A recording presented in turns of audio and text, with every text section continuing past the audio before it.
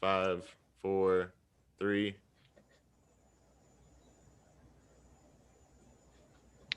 Okay, this is a meeting of the Health and Recreation Committee for the Village of Mariemont.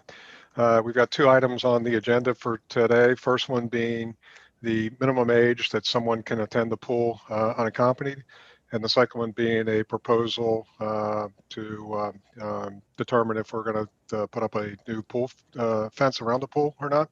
So we'll start with the minimum age requirement first. And again, today I think we're just going to be working on developing a framework about how we can make a decision. And with that framework over the next week, go out and try to grab the information we need to actually make a decision at a meeting next week. So on the minimum age thing, on the minimum age issue, again, just to kind of give a quick summary, I think most of you understand that the issue there is that we have a minimum age requirement of 9 right now for someone to attend the pool unaccompanied by a adult, parent, adult, or legal guardian or babysitter.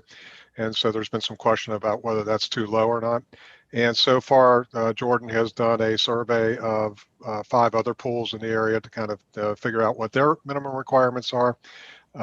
We have sent the question to our insurance broker to understand what their recommendations are, and they're still taking a look at it, and I haven't heard back yet. I think they now understand better what the question is, and then the question, what would they recommend for a minimum age? I've also checked with our village solicitor, and our village solicitor indicated that based upon his interpretation of the law, we can let children as young as 9 years old attend the pool unaccompanied at this point. So we've got those data points, but we need that final data point from the insurance broker to see what they would recommend or would be comfortable with. Can anyone else think of anything else we should gather as far as data points on this to hopefully be able to make a decision on this next week? What about the issue of testing the kid? Jordan, didn't you have some thoughts on that? Where the kid was going to have to pass some kind of a competency swimming test? Or am I thinking of something? I've only done that if I felt like the kid was not a strong enough swimmer to be down there.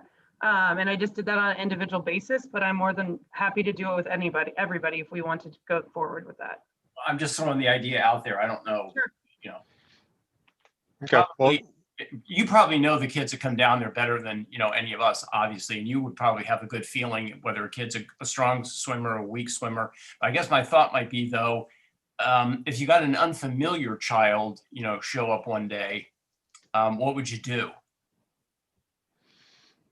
Give him a quick swim across the pool to see if he could make it, so to speak? Yes. All right. And if I ever had an issue with anything, I would just call the parent. Okay. And say, this kid, this child cannot be down here by themselves without somebody with them. And would that, everybody would, because you're not always there, everyone would sort of understand that? Yeah, my managers would know that rule as well. Okay. I would feel more comfortable. There's a lot of would have and should have and would have and should we and you would, right? Like, and no offense, but I would feel more comfortable if we put a set guideline. And like, I would think that if anyone at that age would be attending the pool unattended, that they need to have a swim test done. And I think like a master list of all of your individual kids that buy the individual membership that are at that age, maybe having a master list with a little checkbox to the side of whether or not they've completed the test. I'd feel more comfortable with this, just a set guideline, I think, than we kind of know, or we should know. Hey, Jordan, I'm kind of probably showing my age here a little bit, but does the Red Cross still do that test? They give you patches for certain levels of swim competency, or does that, did that go out? Wait. Guidelines, we have the intermediate swim test that they have to pass. Right. So they still give you those little patches to put on your swimsuit, or is that gone? That costs too much money. Okay, I don't know. I'm just, like I said, I'm probably showing my age with the question. So. Yeah. Okay, but there is standardized tests for each level of competency that the Red Cross has. Correct. All right. So we don't have to develop our own. We would just adopt the Red Cross standards. All right, very good. All right. So again, could Can you send me a copy of those competency standards? So just so I have it for the next meeting? Red Cross competency stand, yeah, that way we can kind of go. And I believe some of those other pools actually had that built in, didn't they? As far as minimum age plus a competency, so. Yeah, I mean, and you can say at whatever age that needs to be. So if it's just those that have the individual membership where they're going to be coming alone, if it's 9-year-olds or if it's 10, but I just think we should set a guideline of what that rule is and then be consistent, across the board, whatever we decide that threshold. Ravi, then, so you really are, what you're saying is you want every kid to basically be tested. If they're gonna buy an individual membership, so that they're coming by the pool by themselves, and they're at 9 or 10, I don't know what age you think that is the right age, Jordan, but I think that we should do that and keep a checklist of who those individual membership kids are that come by themselves, and once they've completed their checklist, you have it there at the front desk of who has done their test. Yeah, I would say that at our next meeting, we'll help Jordan formulate that age requirement and those competency, because I think Jordan's the conversations I've had with her is you tell me what you want, and, Sure. and she'll go from there. So I mean, what's your opinion, Jordan? I mean, you're the one that you see these kids. Like, at what age would you think? Based on our swim lesson program and our swim team program, I find 9 years old totally fine to be down there by themselves. I've been there forever. If a parent doesn't think their kid can swim, they're not going to come down. They're not going to send them down there by themselves. Sure. We are in a unique community where the kid can ride their bike down. The parents enjoy that part, that they have that freedom to ride down the street. I'm going to tell you, I've been the manager forever. I've maybe had 2 phone calls to parents in all my years there that I didn't feel comfortable with someone swimming. I just meant at what level would you think the swim test should be? So just be 9-year-olds, or do you think it should be 9 and 10-year-olds with individual memberships? The way the bylaws state it now, it's you can come at 9 and if you're 8 and you pass the intermediate swim test, you can still come. That's how I read it. And it's been like that forever. But I am fine if we want to change it. That is going to be very hard to track what you're asking. Because I could have a kid come down one time and then they don't show up. I don't know how I'm going to track that. What I'm suggesting is for the individual, only for the children that buy an individual membership. So that should be pretty easy to track how many kids buy an individual membership. Yeah. And then I'm asking us to decide on a threshold. So is it the kids that buy individual memberships that are just 9? And we have them do a competency test and we keep just a list, and it's, I can't imagine how many kids that is. Or is it 9 and 10? Like, what level do you think the competency test, I think, should be at for kids that are coming by themselves that buy an individual membership? We have to consider family memberships as well, because you could have a family and have a kid that might be 10 and send them down by themselves, but you come down with your 8-year-old or your 7-year-old. Does that make sense?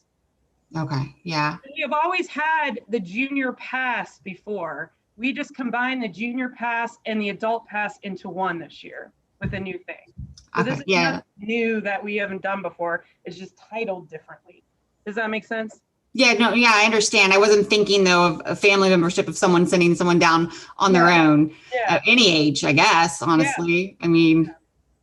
And a lot of time the kid will come down and then the family comes down an hour later when the youngest sibling wakes up from the nap. Does that make sense? Mm-hmm. I do. It does make sense. To kind of synthesize some of this, if a swim test is instituted, I would recommend keeping it as simple as possible, which would be, if that's decided to implement, pick the age level, and say that any child who wants to come to the pool alone would need to pass this swim test. We're testing on these 3 dates. Bring your kid down if you can't make those 3 dates. An individual test could be scheduled. But I would keep it as simple across the board if that's needed. I don't know if it is needed. I understand people's concern and want to honor that, but I too do not think it's a massive issue that historically has not been one. I understand if people want to change that due to liability reasons to protect the village. But it historically it's been a non-issue. And I guess what I'm hearing from Jordan, it's going to be kind of tough to enforce that at the end of the day, to make sure nobody slips through. I wish I could say that I knew every single member and every single person that came there by name, but I don't. Right. I mean, we could write something in there that if you're sending your child down, that they are at an intermediate test level. Right. And our membership system, is it just a single card for the family, or is it multiple cards for everybody in the family? I think we're doing a single card for the family. So we don't know who's showing, when the person shows up, it's somebody in that family, and we're not sure what that competency level is of that individual who's showing up. Correct. And I don't know if I can put that in the membership computer or not. I have to look at that. Okay. Okay, so a couple questions to follow up on next week, and we can try to figure this out. See what our options are. But again, I would like to get the feedback from our insurance company, see what they think. I mean, I don't think we need to go to any additional swim clubs at this point. I think we got 5 comparables, and we kind of know what everybody else is doing. We're probably on the low end of the range as far as age. And so, if we took it up a year or two, it puts us pretty much right in the middle. So, I mean, I'm okay with the age of 9. Like, I mean, I have a 9-year-old. I just think maybe that would help from a liability standpoint to have like a guideline. And I like your idea, Lauren. I think that's awesome. It's just, if you plan to send your kid to the pool, when they're 9, I don't know if 9 or under, because I guess they could be sending them less than that. I don't know how we word that, but yeah, I'm sure they probably are. If you plan to send your child to the pool and they're under this age, they need to come at this point in time to take a competency test. I mean, we offer it, we say it, we do it. And then, I mean, I get that you can't track everything. I mean, that would make me feel more comfortable, but I'm totally fine with the age of 9. It sounds like, I mean, I think if we put that step in place, maybe it'd be a little bit. All right. Well, let's talk a little more detail last week after we get the feedback from the insurance company. And Jordan, if you could run down those questions and share those Red Cross standards too. So we just have an idea what those are. I think that'll help us understand the process. All right, cool. Pool fence. I'd sent and Lauren, you're in the car. You probably haven't seen this yet. I sent you everybody a framework for the fence decision. So I'm calling it. What items do we need to accumulate here to try to make a decision one way or the other on this fence? And I'll just kind of go through the framework real fast here. The first item obviously is cost, and we need to obtain multiple bids. So we just met with the person from Eads down at the pool at noon today. So he will be working up a second bid, so we know whether the number is the first number we had is reasonable or not. I think Mandy, I don't know about you, but I think it gave me a lot to think about in talking with the gentleman from Eads. He seemed to have a wealth of knowledge and brought up a lot of questions that I wasn't thinking about. Couple things on this. I guess what we're looking at is we've got a couple different options for material. Chain link, whether you go with galvanized or the coated chain link, to get a black color or green color or whatever you want to do. Then you got this ultra aluminum concept. And so, a couple different options as far as material are involved. We probably need to check the specifications on the ultra aluminum material. What we learned today is there's a lot of different grades out there for the different types of fences. And I'm going to share a screen with you here. And Lauren, you're not going to be able to see this since you're in the car, but we actually got a brochure today that, and hopefully I can handle the technology here. All right, can everybody see the screen with the fence picture on it? Yeah. Here it comes. Okay, you see it now? Yep. All right, so this is a brochure that the supplier puts out. And one of the things, I'm looking for the screen here. So this is a good indication about the different standards that there are for the different types of fencing materials. And it comes down to the width and the composition of the materials, and you've got everything from residential, commercial, municipal, industrial, and imperial. And so we really need to understand these specs as we go on about what exactly are we looking at in the bids. And so we'll make a little bit of focus on that as we move forward, because what the gentleman today recommended was this one in the middle here, this municipal grade. He felt like that was, what he would recommend to put around a municipal pool if we were going to go with that aluminum, ultra aluminum setup. So we need to look at that. The other question that's kind of on the list is whether we go with points or no points on the fence top. And I think there was a little bit in the next little picture here, you'll see, I'm talking about up here on the top of the fence, these points that are there. And I think there's a little bit of debate about whether we should put those points on or not. So it's something we need to decide, something to think about. The other thing that the guy today mentioned, and I can't find a good picture of this, but let me see if I can find it. As far as the bottom of the fence, if you can see here, see the bottom, how it's kind of a bottom rail going along. And one of the things that the gentleman mentioned today is you probably don't want things poking down from the bottom of the fence, because kids will get their feet caught underneath there and they can get them cut and all the rest of the stuff.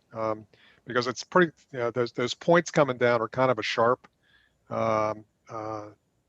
item. And so, and Mandy, I didn't share this with you when he said that. I remember going to the Fairfax pool one time and sliding underneath the chain link fence and cutting up my leg pretty bad. We were playing wiffle ball in the grass and slid into it. So I think when he said it, I was like, oh man, that's a bad image from my past. But so it's something we probably need to figure out about, what do we, it's not only the top of the fence we need to figure out about points and stuff, but it's the bottom of the fence too, because one may be safer than the other. And so what I put on there is, we need to consider the safeties of the kids and users. I think we've been thinking more along the lines of this fence being a deterrence to keep people out, but we also want it to be a safety item for people who are inside using the pool. And Jordan, I think, every time I've been down there, you always have kids playing in the grass. And, they're playing different things. So I could see very easily one of them sliding into that fence and putting their leg underneath it. So, so I think it's something we probably need to think about here. The other thing that I'm kind of looking at here as far as a framework about, do we do the front of the property or the entire property? And I think the pool board did think about this pretty much, but I think we got to make a final call on it one way or the other, because obviously the price is a lot different, but it's not going to have the same effect if we just do the front. So, again, I'm not going to say one way or the other, but next week we have the debate and try to figure out which way we go. As far as security, I did get a chance to talk with Chief Hines about what his thoughts were. And he mentioned that he doesn't think there's that much of a problem as far as people breaking into the pool. I mean, he can't remember how many instances we actually have of it. So Jordan, I don't know, do you remember last time we had people break into the pool? Or, I mean, at least 6 years, but we put no money left on premises, and I think that's helped. All right, so it's not a big deal about somebody coming over the fence, so I think the general consensus is that. I think it's a big deal. What's that? I think it's a big deal if they come over the fence. After the pool party, let's go. Well, yeah, no, but again, it's the question of how much fence do you put in place? Because, and again, the one interesting thing we heard today, Mandy, you can help in here, that we only have to put a 4-foot fence up to satisfy Ohio revised code. But I think we're talking about a 6-foot fence, because I think we're a little more comfortable with 6 than we are 4. Yeah, and, I can just see a deer jumping a 4-foot fence, right? I mean, next thing you know, you got deer like frolicking in the pool. Here, Well, I drove over to Terrace Park, and that's what they have, like a 4-foot fence. I don't even know if it's 4 foot, honestly. But what I'm hearing is we need a deer pass then, a chance to sell more memberships. No, but again, I was kind of shocked that on a commercial or municipal pool, it's a 4-foot requirement, and I wouldn't do that. I probably would do 6, but I don't know. But and there's 2 things we mentioned. One we mentioned in the past. One was cameras that might help us enforce, keeping people out. The other is motion activated lights. And I'm not sure, do we have those down there, Jordan, right now? No, it is so scary when it's dark down there. I put my flashlight on and run to the car. So lights are much needed down Yeah, there. I mean, I think that's, I'm not yeah. joking. I mean, I think putting motion activated lights and a security camera out, I mean, is like, I think for sure should be a bare minimum of what we do. And those things are so inexpensive these days. Exactly. So I'm really curious and wondering if Joe, if part of your hope with this meeting of Park and Rec is to come to a consensus to bring to your next full council meeting. The way we looked at it as a pool commission, when we initially met with Mills Fencing, they told us the same thing. The legal requirement is 4 foot, but that they also recommended the 6 foot fencing. I know Terry Donovan and Mandy probably shared some of this in the last council meeting, but as we looked at the fence, I would continue to strongly advocate the entire fence needs replaced. I think, I'm curious what other folks on this Park and Recs committee think about material. I think that's the number one decision to make. From there, chain link. But Lauren, today I don't know that we're in a position to make, because we're not going to get the EADS estimate till probably, wasn't it Saturday? He said he had to go back and talk to his drawing guy. So again, let's see what the numbers come back. And also, I want to make sure we lock in on those specifications, that we're quoting apples to apples on the 2 different bids, right? That we know. Yep. So to your point, what you're talking about there with the picture you have up on the screen, that's called a 4-rail fence. See, there's 2 rails on the top, 2 on the bottom that go horizontal. That's what Mills quoted as well, is putting in a 4-rail fence. Right. It's the same type of fence that's around the elementary school playground where kids play and run in a tight quarter. I personally don't worry, as I think the bottom of a chain link fence, I've been cut up on those, in my childhood as well. I think both the chain link and this fence are both, I don't worry about a danger to residents on the inside of the fence. The picket top or not picket top, one of the reasons the pool commission recommended the spiked top was just thinking about, the barbed wire will no longer be there. The spiked top could be a deterrent from trying to hop the fence. It would be more difficult than a chain link. Right. So that's some of the decision making, I think, in thinking through. EADS fence might come back with a very different quote.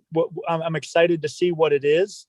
The galvanized chain link 2-rail is by far the most cost effective. I believe the Mills quote was around $29,000 to replace with a galvanized chain link. The black chain link, which aesthetically I think is a little bit nicer to look at, finished product, was $40,000. And then they also quoted the combination where all of the gates and the front were the ultra aluminum, but the sides and the back were black chain link. That was at $42,000. And then everything in the ultra aluminum from Mills was at the $44,000. So it'll be curious what EADS comes back with, but they give quotes for all of those things. Right. I'll put an exhibit together for the next meeting. Again, my goal is to collect the information in the next week, have a meeting and get everybody on the same page, and then hopefully make a decision out of the Health and Rec Committee to forward to full council a week from Monday. So, great. But again, there's no way we were going to be able to collect all the information. I'm just trying to make sure that I've addressed all the information we need to collect and be ready for next week. So that's what I'm trying to, and you're right, that rail configuration is something we need to figure out, because there's a lot of, if you look at the side of this PDF over there, there's a lot of different versions about stuff that you can do. And so, I'm not an aesthetic person, so I don't worry about this type of stuff. So again, but we can throw those options out and see what everybody wants. I think there's a safety issue and an aesthetic issue. And we have to kind of make them all come together. The other thing I would just lift up, my personal recommendation, and on behalf of the commission, would be, to consider the ultra aluminum. I could also be very supportive of the black chain link, One thing to keep in mind that I've heard from some residents is, according to our village municipal code, residential properties cannot install a chain link fence. Now that might be different for public property, municipal property, but keep that in mind that. All right. Let's just do this. Bill, you want to run down that data point? Yeah, I will. And I can tell you right now, there is an item in the code that chain link fences are no longer allowed in the village. Now, whether that would apply to our municipal swimming pool, yeah, I'll have to double check that. I've just heard from some, the high school, for example, is not a residential area. It's a high school property. They have a combination of ultra aluminum, and they have some black chain link throughout. But I have heard from some people that are saying, well, I can't install chain link in my backyard, but the village, are we allowed to do it as a village? So that's just something to keep in mind. I would be shocked if it's do as I say, not as I do with a government rule. So I'm just teasing, Lauren, but Bill, let's run it down. So we got that data point. Yeah, so. yeah. And listen, hey, Joe, let me say one other thing about the ultra aluminum fence. A minute ago, when you had the diagram up there showing the different slat sizes, the dimensions on the slat sizes, it started at half by a half up to an inch by an inch or whatever it was. Slat size is important, but the actual, and what I'm saying is we need to verify this in the specification. It's the gauge that's important. How thick is the metal? And that's part of the specifications. And because what we learned today goes around the hot lot, that is a very lightweight gauge. And kids are not going to go over the fence. They're going to go right through it. So Bill, we learned a lot today about the spacing between the, I don't know, would you call them balusters or rails, or the vertical. And so we learned a lot about that today, about the ability to flex those open. And apparently the Ohio Revised Code, there's two standards out there. One is the BOCA code, which is the building officials and code administrators, which is kind of like the national building code for fences. But we were informed today that there's specific rules in the Ohio Revised Code for pools. And because this gentleman mentioned that they've gotten cases where a fence has been installed and they get called in later and have to replace it. Do you know, Joe? I don't know the answer to this. If that is around a fence immediately around the deck of a pool, or if it's a perimeter fence around the perimeter of a building. Like, for example, we have an old wrought iron fence internally around the baby pool, that totally secures that off. But then we have a perimeter fence around the entire. So I just wonder about some of those pool decks. You think about resorts you've been to, other places.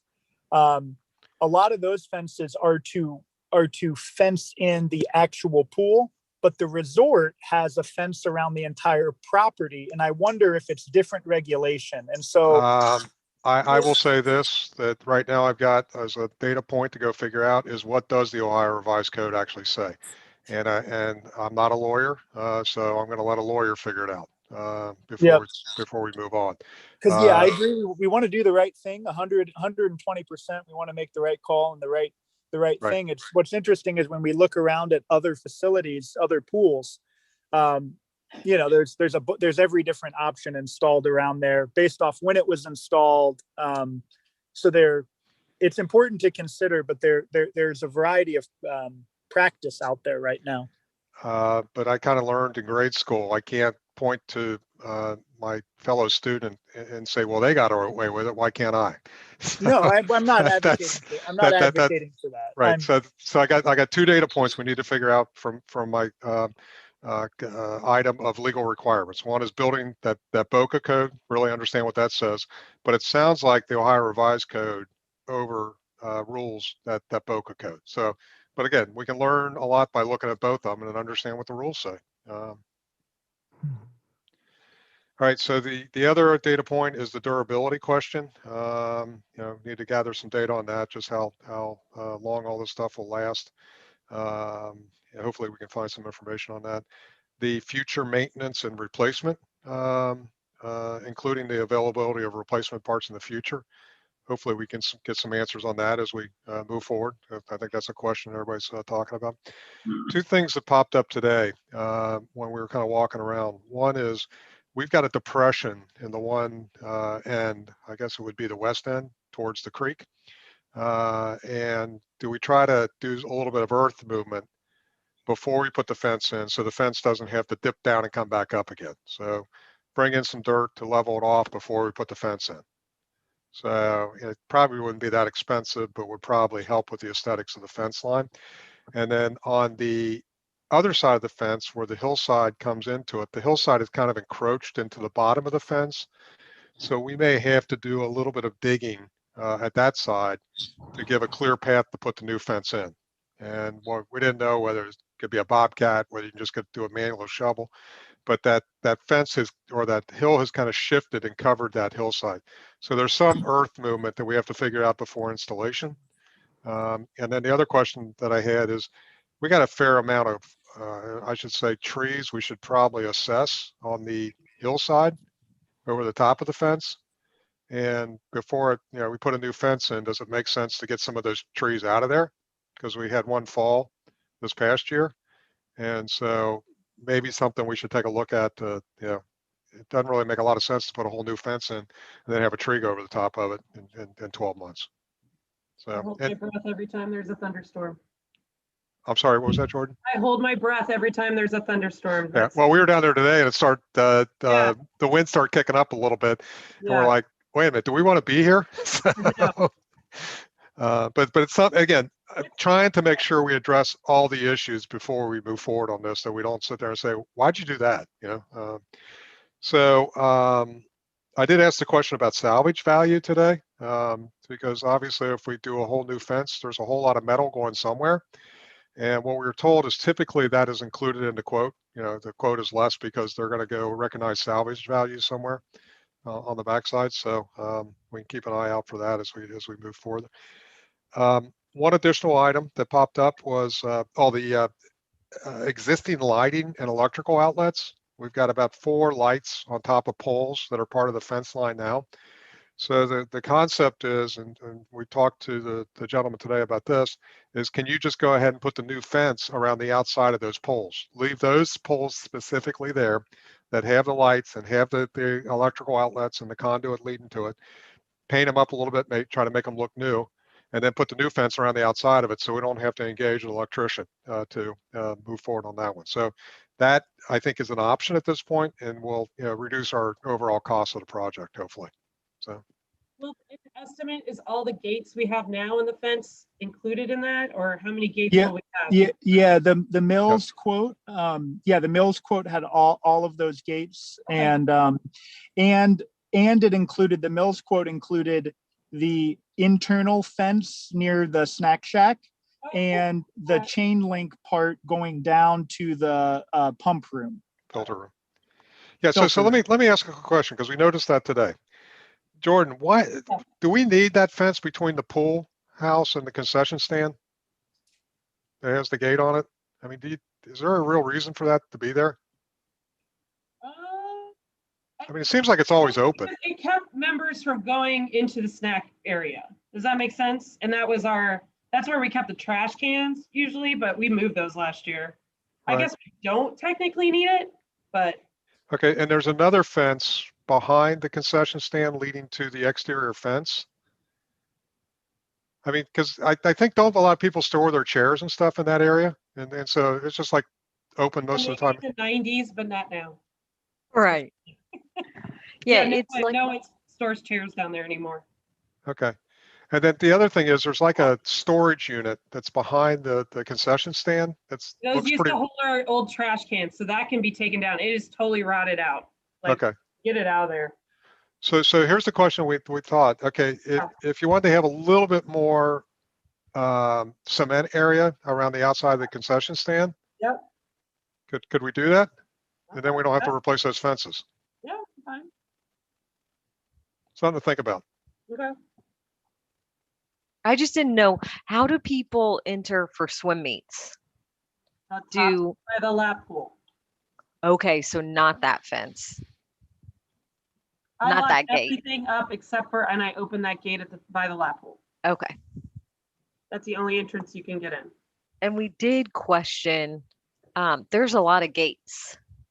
And so there's one on the backside. We don't really know why. Just for maintenance, when they have to bring things in from that side, clearing out the back area there. It is maybe used once or twice a summer. But that would be like if the maintenance guys want that gate, I would say yes, but I'm okay. I don't personally use it. I'm not positive if the Mills quote included that back gate, but Okay. we need to double check that. I know that it included the big gates along the front and all of the others. And the one right up the driveway are the most used. And then the one that's down into the grass area by the concession stand is used for trash and the lawnmower people. So they can get Yep. the lawnmowers in. Okay. Yeah, this guy said like a gate is like $1,000. So Okay. there would be some savings if Sure. we could eliminate one. The back one, I think, could definitely be eliminated. All right, we'll check with maintenance on that one Yeah. to check on that data point. The only other thing I had here was the warranty. Make sure we understand what the warranty is for this fence as we go into it. Both the materials and the installation. So, is there anything else that people can think of that as we're trying to make this decision? What items should we consider as we move forward? Well, I think one of the ones was the sight line that Terry brought up and what is still going to allow you to see nature. Okay. And I think that those standards of how close the rungs have to be is going to be a big part of that decision. It sounded like today that he said the Ohio code is 3 1/4 inch. Or maybe 3 1/2, but they always do 3 inches in between.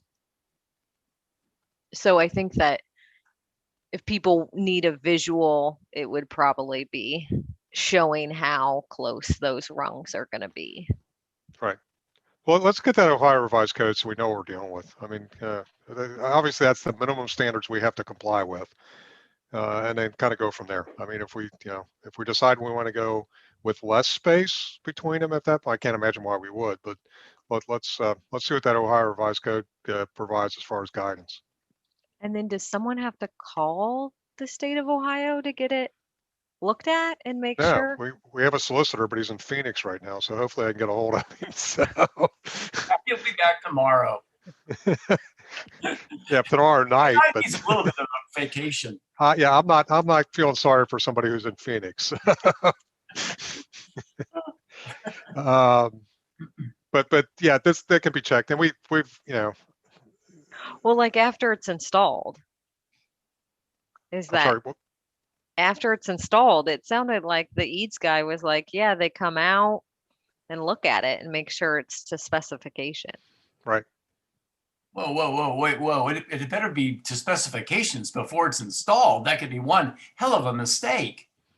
Right. I think they just make sure that you're within specifications. And what he was describing, situations that fence will be installed, they come out and say, you're not within specifications. And, Lucy, we have a problem here. Yeah. And I 100% agree with dotting our I's and crossing our T's and, know that the village will do that with putting in the right product. And I also trust, Mills is the largest fence installer in the region. EADS is another large player. They do these projects at pools, municipalities, villages, resorts all the time.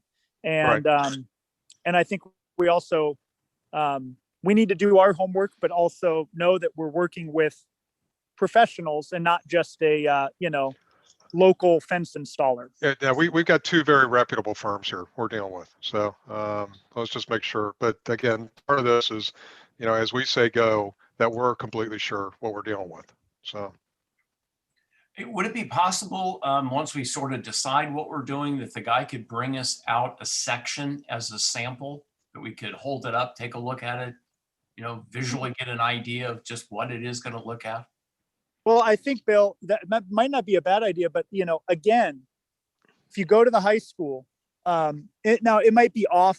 I don't know if it's the exact specification, but if you go to the high school, this type of fencing exists. It exists all over the village, and and so I think we can see it in many places. I know that according to Mills, it's a 6 to 8 week lead time to get in product for ultra aluminum. I think with Mills, I don't know if it's the same with Eads, the chain link options seem to be a little bit more, quicker turnaround. So, but some of their showrooms too might have these products there. Exactly. And so it might be just going to a showroom and looking at different things if a group of people wanted to do that.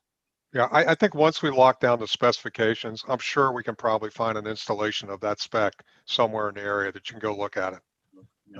And so, but I think again, we have to lock down what specification are we looking for here? Because we have to comply with minimum requirements. And we did ask about installation time, and Eads was not confident that they would have everything in and installed by the end of May. Yeah. Mills, now, whether it's a guarantee or not, how things work, but the lead installer for Mills, his children go to Mariemont schools. He lives in Fairfax, and he said, yeah, there's a lead time on getting the product, but being that this is a local project, Mariemont project, they would prioritize it and move it up on their list. I'm not sure if that's, take that to the bank or not, but there's going to be a lead time on any project. Right. And I also believe that this will be a pretty good project for them, for potential more business in Mariemont if they do a good job. So, I think we do have a little bit to offer here to hopefully, push them a little bit about the delivery and installation time. I mean, if they do a good job here and they put their names on it, it's almost has to lead to more business within Mariemont. Not the chain link fence option, though. Are there other good, are there other questions folks have, whether, Mayor or Avia or others, Jordan, that just in general about fencing? I just want to state as a manager and making sure everyone's safe, I'd feel more comfortable with the 6 foot over the 4 foot. Oh, yeah, agreed. Me too. Okay. I agree. And I know Joe wants to wait until we have all the information to make, those decisions. But I mean, overall, I can say, in general, I'm in support of what the team wants to do. So, but we'll wait, get all the specifications and the costs before we make a decision. So I'll share an updated framework after the meeting. And if you can think of anything else, let me know, because I'll try to run down every piece of information we need for a meeting next week to make the decision on this thing. Again, keep it moving. The one thing we kind of included in our little report that we put together, the Mills quote is replacing the existing fence line. The pool commission had thought about, does the village consider bumping out, the front of the pool near the lap pool, just in preparation of any potential future work done to a kiddie pool and expanded, and thing like that to bring it up in line with the other fence line. There's a lot of ways to look at that. You could either bump it out now or do it later, because you have to keep the baby pool continually fenced in internally. And so it would be a little bit of additional fencing to bring that fence line out about 12 or so feet. That's something to consider, or do you just replace the existing fence line where it currently is? One of the reasons to replace it where it currently is, if you were to bump it out forward, there's a grade to that hill outside of the front of the lap pool. And so you'd be dealing with the same kind of an issue. Do you want to level some of the ground there? I think you just replace the existing fence line where it currently lies, because you're going to have to take out fencing around the baby pool if that project is ever done in a few years down the road. You're going to have to take out a section of fencing anyway, regardless. Yeah. But that's just something that we thought about as the commission. Well, we'll go back to both contractors and ask them, okay, what's the likelihood of us being able to get a hold of replacement parts? And that's in essence more fence to put it up within like the next 3 to 5 years, because that's what I would imagine. I would probably say we're going to do the wading pool within the next couple of years. So as long as we think that, you know, we've got suppliers here that are making the fence that are probably going to be in business for the next 2 to 3 years, we should be okay on an expansion of the fence line at that point in time. And so, you know, there's no guarantees, but I would feel comfortable on that.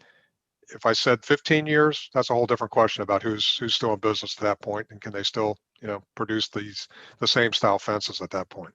So what I've learned here is it seems like you tell them what you want and they fabricate it for you. So it's not like, you know, it's a specific process that, you know, they might stop doing that style. It sounds like, you know, they can probably replicate this stuff fairly easy in the future. Yeah, and this type of fencing, the black aluminum, is it's kind of what is, well, at least for the last, you know, number of years, it looks like it's the majority of what they're putting in these types of projects. I don't think chain link's going away either. I think these are kind of products that are going to be around a long time. Okay, very good. Any other questions? Any other thoughts? Avia, you're good? Good. Jordan? Yep. Good. Mandy, you good? Mhm. All right, Bill, anything from you? I'm good, other than I want to know about that gauge. I just want to make sure this is a heavy enough gauge. I don't want a kid spreading those bars. Well, you know, we just have to quit letting our kids access to the weight room, and we don't have to worry about it, right? Well, to Bill's point, the gauge at the high school is definitely a stronger gauge than the gauge at the top lot. That is certain. Yeah, and I think it has something to do with the, again, there's some stats out there or specifications that we can gather, so we know exactly what we're talking about, you know, as far as gauge and dimensions and everything else. So, I think we'll gather the information and be able to put forward a good recommendation. So, all right, anything else, everybody? I stayed within an hour. I'm almost shocked. Yeah. Thanks for your leadership, Joe. Thanks for everyone's time. All right, and again, we'll try again to probably, I would say, the Thursday work with you next week, Avia, and it's kind of hard to say exactly when, but I don't even know. okay, that's fine. But yeah, I mean, if you want to circle a note back to Marcy and I, and yeah, I'm just trying to allow us enough time to gather as much information as possible. We have that meeting on Thursday. If we can make a decision, write the report, and get it to council that following Monday for the council meeting. I think I could do the same time next Thursday, if okay. as long as we keep succinctly, in that time frame. So. Okay, very, very good. All right, thanks everybody. Thanks all. See you all.